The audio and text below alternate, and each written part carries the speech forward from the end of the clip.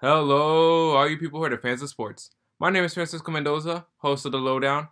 Episode 4 comes out right to you right now as we take a look from the championship Eagles from last season to this season. And as I always say, let's get started. We got pride. We Eagles, but we got the heart of a lion. Fly, Eagles, fly. On the road to victory. Hit 'em low, hit 'em high, and watch our Eagles fly on the road to victory. Today, I have up-and-coming journalist Ben Medland. He is a Philadelphia native and is currently attending Temple University in Philadelphia.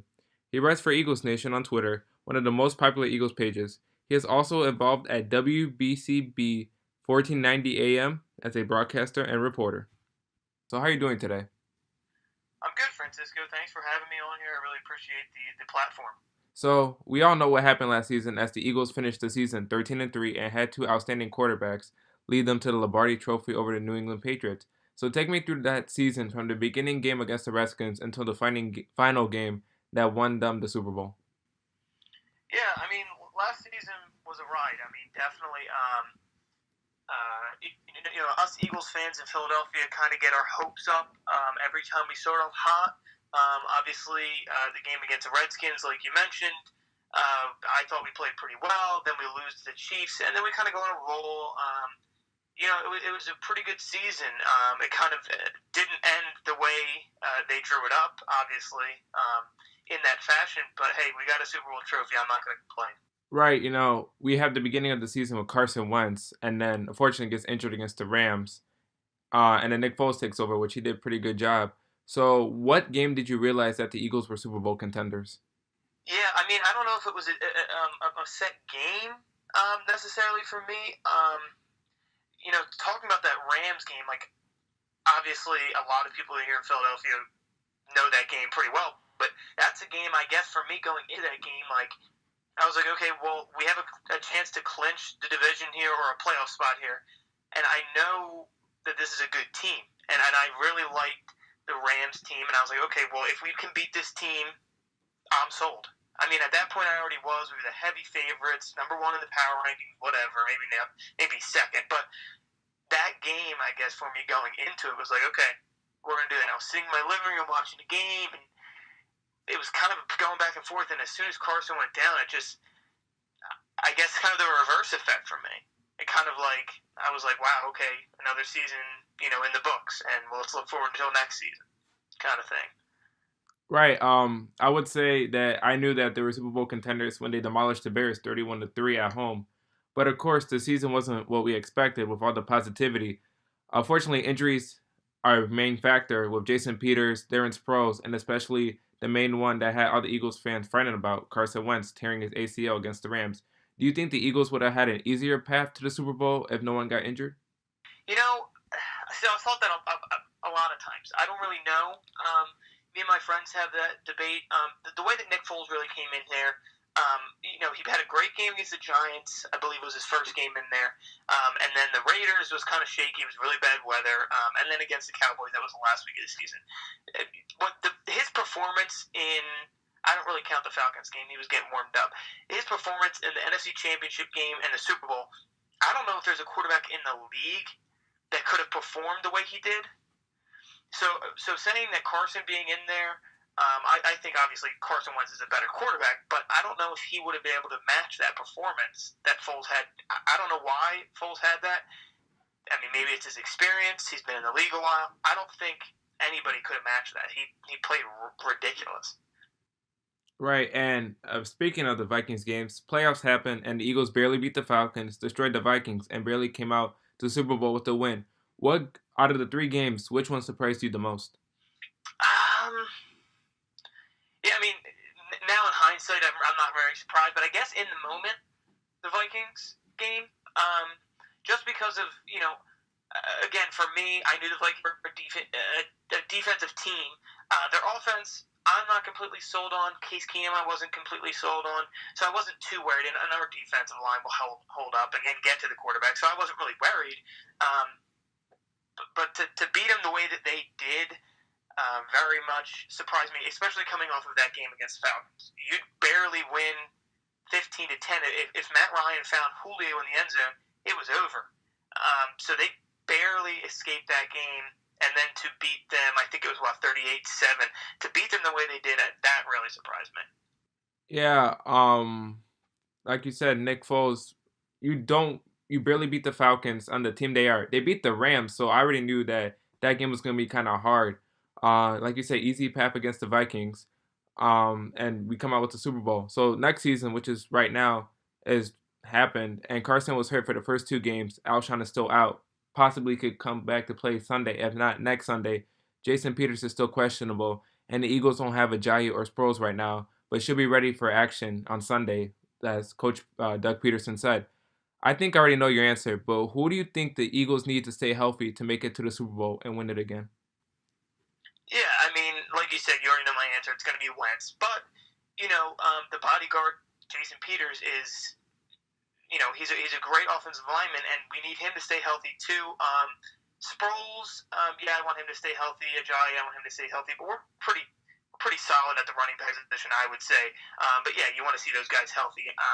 Another one, not with the obvious answer of Wentz, would be Alshon Jeffrey, because the wide receiver position's looking a little weak right now. I mean, I know we just got Jordan Matthews, which is a great pickup, but we need everybody on this team to stay healthy. But another one to watch out for, Jordan Hicks, linebacker. I think he's one of the best linebackers in the league when he's healthy. I know he hasn't played nearly as much as he would like to, so I guess him is another one to stay healthy. I mean, like you say, he's one of the best. He could be technically one of the best linebackers in the league. Him and Nigel Bradham, man, two of the best linebackers you would want to have on the Eagles field. But of course, week 3 is about to happen of the regular season, and the Eagles are against the Indianapolis Colts at the Lincoln Financial Field. What does the team need to do to get the win? I think the receivers need to make Wentz's homecoming a little bit easier. They didn't really help Nick Foles a lot, so I think that game against the Buccaneers wasn't really Foles' fault a lot of, because his receivers really weren't getting, aside from Aguilar, weren't really getting open. So I think they need to kind of take the pressure off of Wentz and help him out a little bit downfield. Yeah, like you said, all the receivers weren't doing as well. I was looking all over Twitter, and people were trashing Zach Ertz because every time he catches the ball, he falls down. So the yards after carry aren't really showing how good he was compared to last year. We just got Jordan Matthews, so that can help out. We lose Mike Wallace, unfortunately, probably for the rest of the season. I think the way they can win is the chemistry comes back between Wentz and Ertz, and Wentz and Jordan Matthews, because in the past 2 years, Matthews was his number one target his rookie year, and last year Ertz was number one target. But what was going through your mind when you heard that the Eagles had brought back Jordan Matthews? Well, my first reaction was, yes, I get to wear my jersey again because I have a Jordan Matthews one. I'm sad because I think he's wearing 80, not 81, so I probably will have to buy another one. But no, all jokes aside, I was excited for it. There was talks about getting Josh Gordon, which who knows if that would have played out with his issue. But I liked him. I wanted him. And I know there was a lot of people, like you just said on Twitter, bashing the Jordan Matthews pickup. I really didn't understand it because I think about who we had. We had DeAndre Carter, who I love DeAndre Carter, and same with Shelton Gibson. I love them both, but Jordan Matthews is the better receiver. So who we have and who is available for us, I think this is the best pickup we could have got. So I really did like the pickup. Yeah, and like you said, I forgot to mention before, Matt Collins we don't have for the whole year. So there's another receiver that you would like to have, but between Hollins and Matthews, I'd rather have Matthews because Matthews knows Wentz, has played with Wentz, was actually Wentz's first touchdown pass against the Browns 2 years ago. But news have it that Jeremy Maclin is going to go to the complex for tryouts on Tuesday or Wednesday to be back on the team. What are your thoughts about this and a possible signing of Maclin back on the Eagles? Yeah, I mean, I like Maclin too. I think we still have Shelton Gibson, like I just said. I mean, Maclin is another guy who knows this system, or maybe not, but he knows this Eagles team. And he's a veteran guy. He can stretch the field downfield. I don't really think Shelton Gibson is there yet. He might be soon, But I think right now, if you're trying to win this season and right now, then you need to have the better receiver. I think Macklin is right now. Right. And of course, we're going to go a little bit before the Doug Peterson era. Of course, Jeremy Maclin was a receiver that was drafted to the Eagles in the Andy Reid era, which was a pretty good era, I would say. But then Chip Kelly takes over. Maclin is released by the team. He wasn't the only one. Deshaun Jackson was released. LaShawn McCoy was traded to the Bills for Kiko Alonso, which in my mind was, and then everybody else, it made no sense whatsoever. Your star running back for a mediocre linebacker. Howie Roseman had drafted McCoy and Maclin in the same year, and Jackson in the next. Chip Kelly made some pretty bad decisions, especially trading a Pro Bowl and now a Super Bowl MVP for a former Nick Foles for a former first-round pick who was injury-prone in Sam Bradford. If these decisions weren't made, or if Chip Kelly wasn't the coach in Philly, what would the offense look like in the quarterbacks, running backs, and wide receivers? Yeah, that's a great question. Yeah, that's a really good question because you don't know. I mean, for me, when Chip Kelly came here, I loved him in Oregon. I was excited, and I didn't want to bash him too early on. I think his first season, he went 10-6, and then another 10-6, and then the last year he just it turned into like a dictator and brought in his own guys, and everybody played for Oregon, and they had to do his system. So it didn't really make sense. Yeah, I mean, I would like to think that probably Deshaun Jackson would be here because of the way that he talks now. He's really mad. He doesn't like the Eagles organization because of that. Like, he was very hurt of that. Same with LaShawn McCoy. They're both very hurt of that. I'm sure Macklin is as well because, these are guys who were drafted here, had their careers here, had their families here, and really grew up in Philadelphia, and you're going to trade them for something that's not even going to work. So, yeah, like you just said, the Kiko Alonso trade for LaShawn, yeah, it made no sense to me. I had just bought an LaShawn McCoy jersey, so you can imagine how I was feeling about that one. But, it was, it doesn't really make sense. But to go back on your question, I don't know. I think, had that not happened, we probably would still be seeing LaShawn here. We'd probably still have, Jackson, Macklin. But then again, you don't know, maybe we don't have Aguilar now. Then maybe we don't have Alshon Jeffrey, which I like both of those guys. So I don't really know what I would really truly want. Who knows if Wentz is here? Maybe they stick it out with Foles. Maybe they get, I don't know, a different guy. Who knows? But yeah, I mean, I'm okay with the Chip Kelly era now because it brought us to where we are now, and I'm happy we got that trophy. Right, and I don't know who it was. I don't know if it was McCoy or Jackson, so no one quote me on this.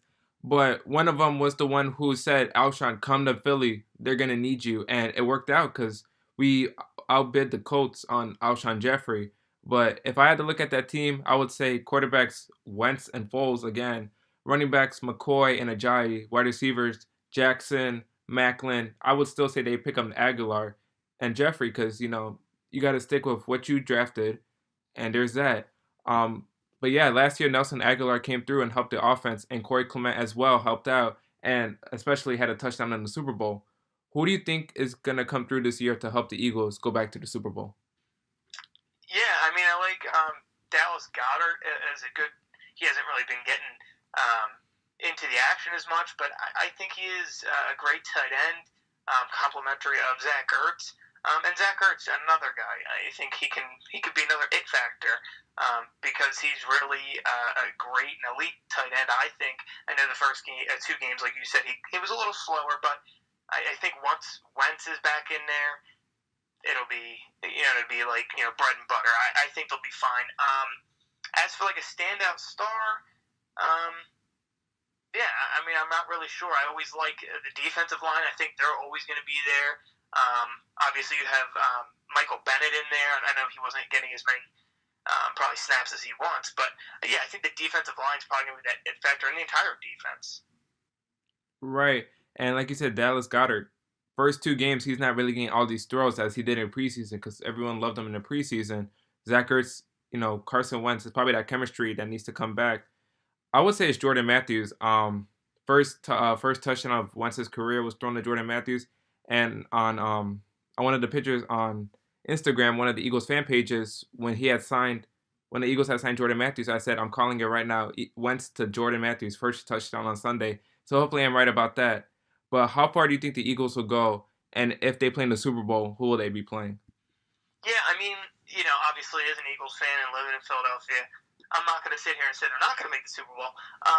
But I think their road to the Super Bowl it will be harder than last year. I mean, it just the games they have. They have Vikings in the regular season. They have the Saints in the regular season.